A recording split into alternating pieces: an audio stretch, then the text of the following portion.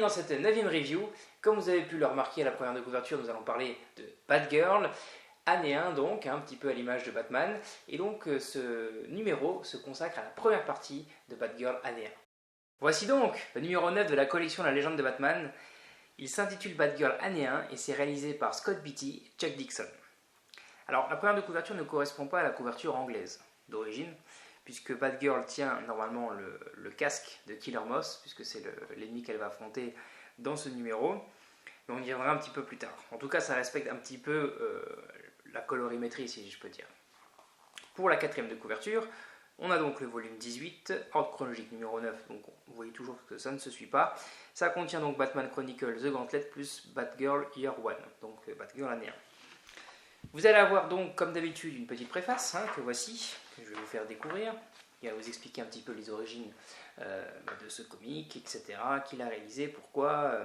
Et ça va aussi vous résumer, enfin pas vous résumer l'histoire, mais grosso modo, ça va vous donner un petit peu, je dirais, ce qui va se passer dans les grandes lignes, à savoir que vous allez découvrir dans cette collection la première apparition de Robin, premier du nom, alias Dick Grayson. Donc pour ceux qui ne savent pas, Dick Grayson c'est donc le premier Robin. Ses parents sont morts donc, dans un cirque, puisque ses parents faisaient du cirque, étaient acrobates et trapézistes même, pour être précis. Ils sont décédés et donc Bruce Wayne va recueillir donc Dick Grayson et ce sera donc le premier Robin. C'est d'ailleurs le premier Robin qu'on voit dans la série animée 92. Voilà. Donc vous allez avoir justement les premières péripéties de ce Robin. On va se résumer donc ce numéro en 5 images, comme d'habitude, c'est parti. Et donc pour la première image, je vous ai sélectionné justement un petit peu la complicité entre Robin, Dick Grayson et Bruce Wayne, puisque là on les voit dans la Batcave s'entraîner, et donc au départ vous allez avoir une petite aventure avec Batman et Robin, tout simplement. Donc c'est toujours fort sympathique. Ensuite, on va passer un petit peu plus loin donc à l'héroïne de ce comic, c'est-à-dire Batgirl.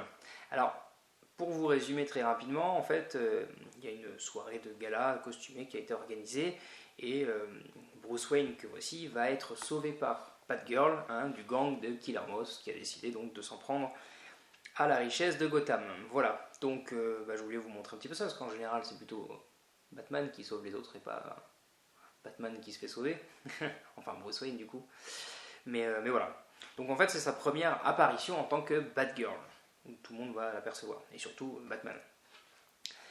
Il va y avoir ensuite la deuxième image, alors justement j'aimerais vous parler un peu de ça, parce que ça va être aussi la relation entre le père et sa fille, puisqu'en Batgirl c'est Barbara Gordon, et c'est donc la fille du commissaire Gordon.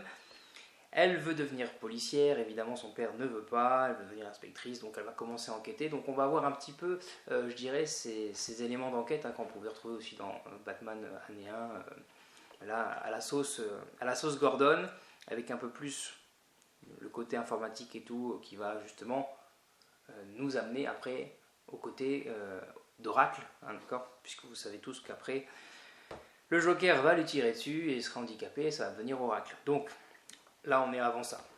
Alors évidemment, comme on avait vu dans Killing Joke, évidemment cette histoire, alors là il faut faire un petit comeback en arrière, parce que Killing Joke a été placé dans l'ordre chronologique avant, donc on est censé voir Barbara Gordon en fauteuil roulant, mais voilà, on peut pas, il y a des retours en arrière, c'est compliqué les comics, donc voilà.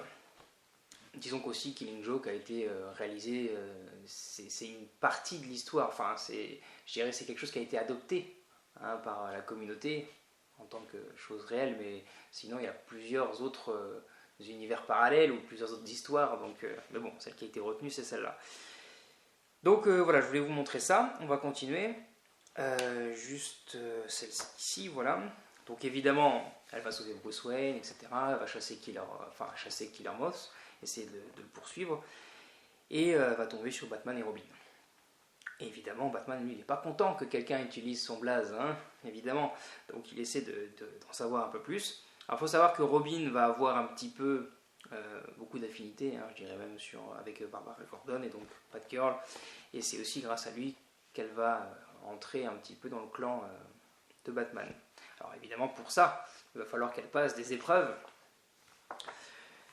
Voilà, donc là, elle arrive tant bien que mal à se faire accepter pour passer un test que Batman va lui faire passer, donc que voici. Donc là, elle est dans la Batcave, et évidemment, ce ne sera pas suffisant pour l'instant. Hein, on n'est qu'à la fin de la première partie, hein, donc c'est pas suffisant, et elle va devoir, je dirais, retenter sa chance et essayer de gagner sa place. Ce qui est quand même pas une mince affaire, puisque Batman est réputé quand même pour être très très strict et très carré. Donc bonne chance à elle. D'ailleurs, elle va faire appel à une autre héroïne que vous allez voir un peu plus tard, qui sera Black Canary. D'ailleurs, on ne la voit pas dans cette première partie, mais on voit que Batgirl lui envoie un message, parce qu'elle a besoin d'aide, donc elle écrit à Black Canary, qui sera donc dans la deuxième partie, puisqu'il y aura aussi un deuxième méchant, mais ça on le verra un peu plus tard. En attendant, je vous laisse spéculer, et je vous dis à la prochaine. Voilà, j'espère que cette review vous aura plu. Comme d'habitude, hein, n'hésitez pas, je le dis tout le temps, mais n'hésitez pas à liker, commenter, partager, hein, ça fait toujours plaisir. Pour la 10e review, nous allons donc parler de la deuxième partie, hein, de Batgirl année 1, et on ne va pas s'arrêter en si bon chemin quand même. En attendant, prenez soin de vous, et je vous dis à la prochaine. Ciao, ciao.